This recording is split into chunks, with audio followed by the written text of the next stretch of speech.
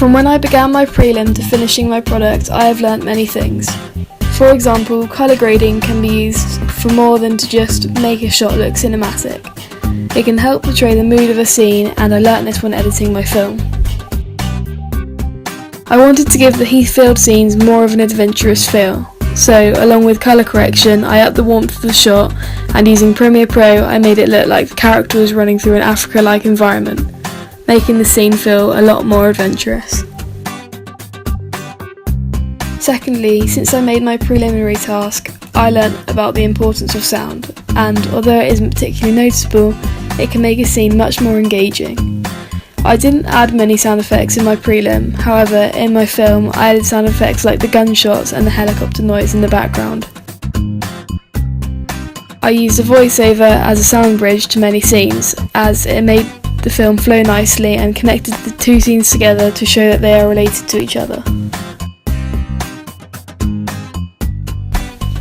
I also learnt a lot more about mise-en-scene during the time period between finishing my prelim and starting my film. I put a lot more thought into the costume of the character instead of just using what my actors were already wearing. I thought about what their characters would wear considering their situation, class and gender. I also learnt a lot more about framing. In my prelim, I wasn't thinking about where my actors were, what is in the foreground, what is in the background, etc. However, in my own product, I started to frame my shots creatively. For example, in the second shot of my opening sequence, I used an establishing shot of the girl running through the Heathfield. By doing so, I amplified the massive amount of space around her, making the character seem lonely and vulnerable at this point. After reviewing my end product, I have also learnt that there are many things I could improve on next time. For example, the use of a tripod. Although it was hard to use a tripod in the outside scenes, I could have used a tripod in the inside scenes.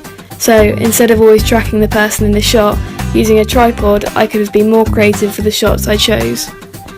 So I learnt that although camera movement and tracking can make a scene more interesting, sometimes a well-framed still shot can be more compelling, cinematic, and give the audience more information about the character. I could have also improved on the planning of the scenes. I planned the scenes shot in the Heathfield well and left enough time to take many shots and then select the shots I liked in post-production. However, I didn't plan anything for the bookcase scenes and did not allow enough time to shoot them, which I think shows in the end result. The shots I chose could have been more creative and cinematic if I had planned them more. For example, the lighting in these scenes was too low, which meant the footage was really grainy even after editing as much grain out as possible. Also, the costume for the character in these scenes could have been improved as well, as the costume I chose didn't fit in with the narrative.